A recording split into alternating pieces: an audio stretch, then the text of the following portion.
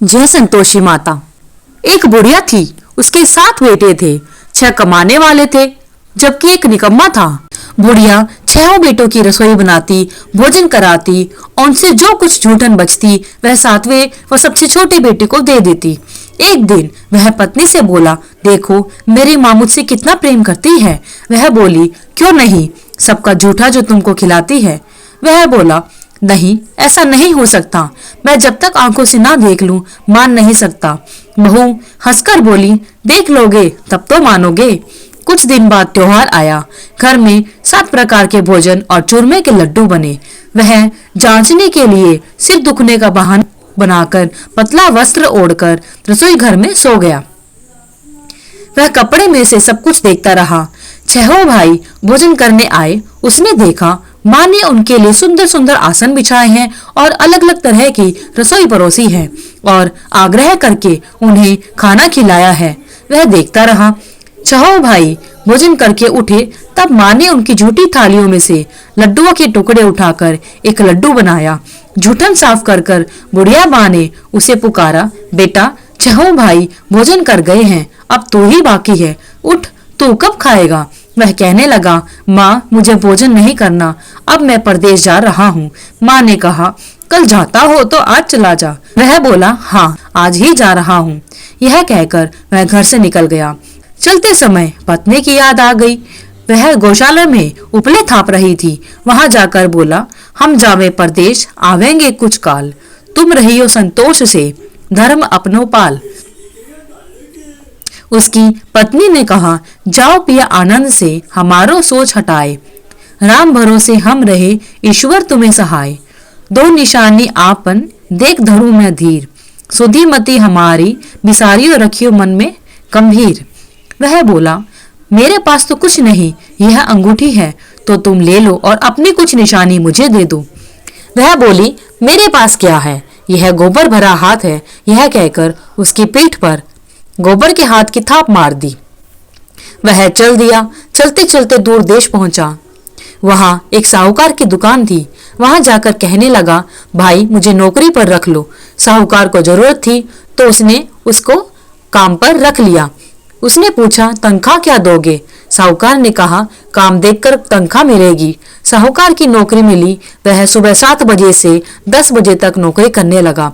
कुछ दिनों में दुकान का सारा लेन देन, हिसाब किताब, ग्राहकों को माल बेचना, सारा काम करने लगा। साहूकार के 7-8 नौकर थे, वे सब चक्कर खाने लगे। यह तो बहुत होशियार बन गया। सेठ ने भी काम देखा और 3 महीने में ही उसे आधे मुनाफे का हिस्सेदार बना लिया। वह कुछ वर्षों में ही नामी सेठ बन गया और मालिक सारा कारोबार उस पर छोड़कर चला गया। इधर उसकी पत्नी को सास ससुर दुख देने लगे। सारी गृहस्थी का काम करा के उसे लकड़ी लेने जंगल में भेज देते। इस बीच घर के आटे से जो भूसी निकलती उसकी रोटी बनाकर रख दी जाती और फूटे नारियल की नारियली में पानी दिया जाता। एक दिन वह लकड़ी लेने जा रही थी। रास्ते में बहुत सी औरतें संतोषी माता का व्रत करती दिखाई दी। वह वहां खड़ी होकर कथा सुनने लगी और पूछने लगी, बहनों तुम किस देवता का व्रत करती हो, उसके करने से क्या फल मिलता है। यदि तुम इस व्रत का विधान मुझे समझा दोगी तो मैं तुम्हारा बड़ा एहसान मानूंगी। तब उनमें से एक औरत बोली, सुनो, यह संतोषी माता का व्रत है। इसके करने से निर्धनता दरिद्रता का नाश होता है और जो कुछ मन में कामना होती है सब संतोषी माता की कृपा से पूरी हो जाती है। उसने उससे व्रत की सारी विधि पूछी। वह भक्तिनी स्त्री बोली, 1.25 आने गुड़ चना ले लेना, इच्छा हो तो 5.25 आने का लेना या 1.25 रुपए का सहूलियत के अनुसार लाना। बिना परेशानी और श्रद्धा व प्रेम से जितना भी बन पड़े सवाया लेना। प्रत्येक शुक्रवार को निराहार रहकर कथा सुनना। इसके बीच क्रम नहीं टूटना चाहिए। लगातार नियम का पालन करना। सुनने वाला कोई ना मिले तो घी का दीपक जलाकर उसके आगे या जल के पात्र को सामने रखकर कथा कहना। जब कार्य सिद्ध ना हो नियम का पालन करना और कार्य सिद्ध हो जाने पर माता के व्रत का उद्यापन करना। 3 महीने में माता फल पूरा करती है। यदि किसी के ग्रह खोटे भी हो तो भी माता वर्ष भर में कार्य सिद्ध कर देती है। फल सिद्ध होने पर उद्यापन करना चाहिए, बीच में नहीं करना चाहिए। उद्यापन में 2.5 सेर आटे का खाजा तथा इसी परिमाण से खीर तथा चने का साग करना। 8 लड़कों को भोजन कराना, जहाँ तक मिले देवर जेठ भाई बंधु के ना मिले रिश्तेदारों और पास पड़ोसियों को बुलाना, उन्हें भोजन करा, यथाशक्ति दक्षिणा दे, माता का नियम पूरा करना। उस दिन घर में खटाई ना खाना। यह सुन बुढ़िया के लड़के की बहुत चल दी। रास्ते में लकड़ी के बोझ को बेच दिया और उन पैसों से गुड़ चना ले माता के व्रत की तैयारी कर आगे चली और सामने मंदिर देखकर पूछने लगी, यह मंदिर किसका है? सब कहने लगे, संतोषी माता का मंदिर है। यह सुनकर माता के मंदिर में जाकर चरणों में लौटने लगी, दीन हो विनती करने लगी, माँ मैं निपट अज्ञानी हूँ, व्रत के कुछ भी नियम नहीं जानती, मैं दुखी हूँ। हे माता जगत जननी, मेरा दुख दूर कर, मैं तेरी शरण में हूँ। माता को दया आई। एक शुक्रवार बीता कि दूसरे को उसके पति का पत्र आया और तीसरे शुक्रवार को उसका भेजा हुआ पैसा आ पहुंचा। यह देख जेठ जेठानी मुंह सिकोड़ने लगे, लड़के ताने देने लगे। काकी के पास पत्र आने लगे, रुपया आने लगा। अब तो काकी की खातिर बढ़ेगी। बेचारी सरलता से कहती, भैया कागज आवे रुपया आवे, हम सबके लिए अच्छा है। ऐसा कहकर आंखों में आंसू भरकर संतोषी माता के मंदिर में आ मातेश्वरी के चरणों में गिरकर रोने लगी। माँ मैंने तुमसे पैसा कब मांगा है? मुझे पैसे से क्या काम है? मुझे तो अपने सुहाग से काम है। मैं तो अपने स्वामी के दर्शन मांगती हूँ। तब माता ने प्रसन्न होकर कहा, जा बेटी तेरा स्वामी आएगा। यह सुनकर खुशी से बावली होकर घर में जा काम करने लगी। अब संतोषी माँ विचार करने लगी, इस भोली पुत्री को मैंने कह तो दिया कि तेरा पति आएगा, लेकिन कैसे? वह तो इसे स्वप्न में भी याद नहीं करता। उसे याद दिलाने को मुझे ही जाना पड़ेगा। इस तरह माता जी उस बुढ़िया के बेटे के पास जा स्वप्न में प्रकट हो कहने लगी, साहूकार के बेटे सो रहा है या जागता है?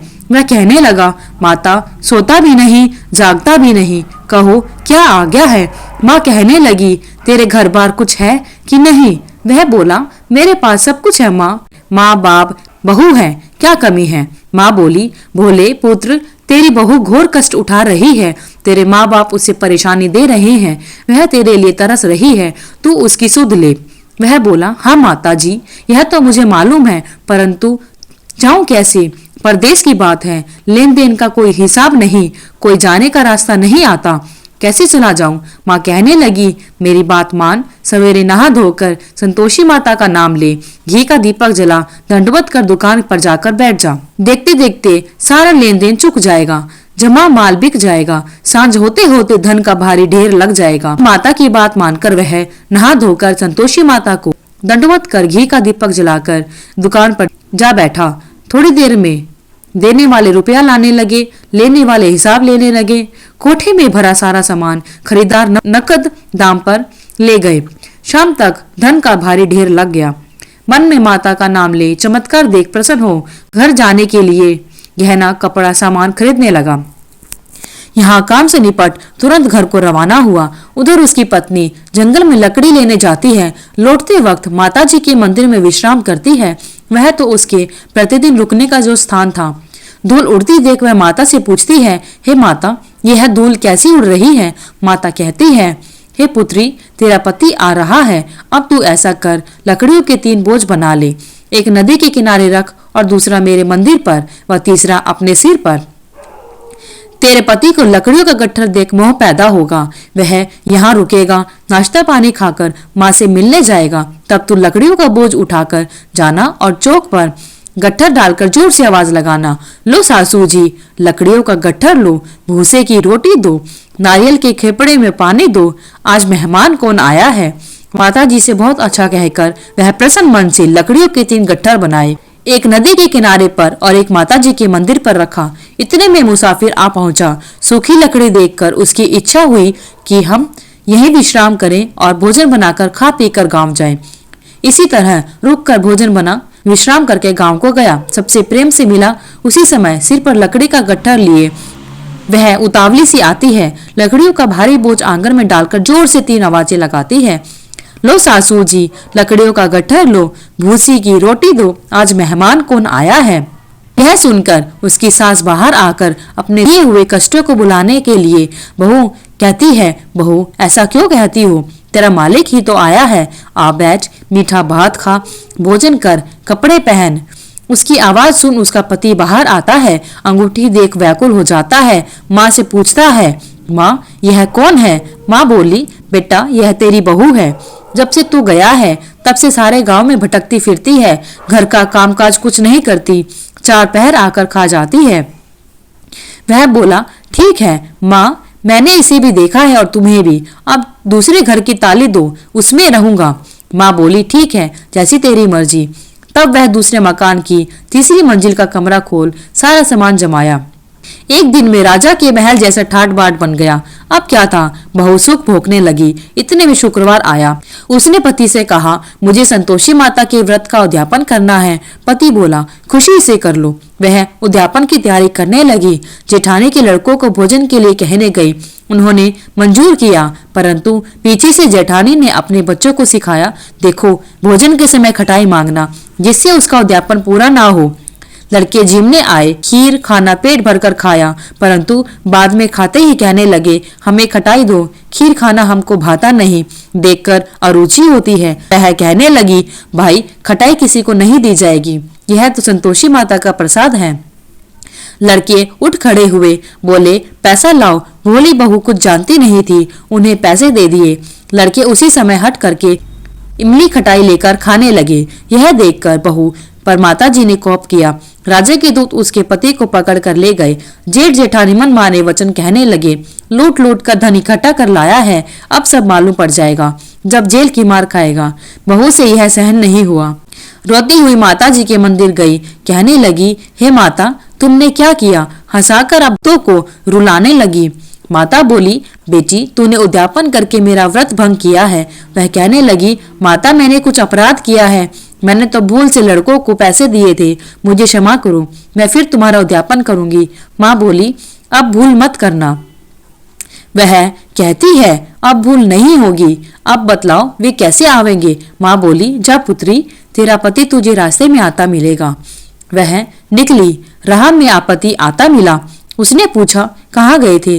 वह कहने लगा, इतना धन जो कमाया है उसका टैक्स राजा ने मांगा था, वह भरने गया था। वह प्रसन्न होकर बोली, भला हुआ, अब घर चलो। कुछ दिन के बाद फिर शुक्रवार आता है।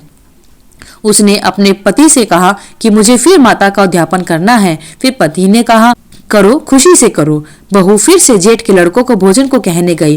जेठानी ने एक दो बातें सुनाई और सब लड़कों को सिखाने लगी, तुम लोग पहले ही खटाई मांगना। लड़के भोजन से पहले कहने लगे, हमें खीर नहीं खानी, हमारा जी बिगड़ता है, कुछ खटाई खाने को दो। उसने कहा, खटाई किसी को नहीं मिलेगी, आना है तो आओ।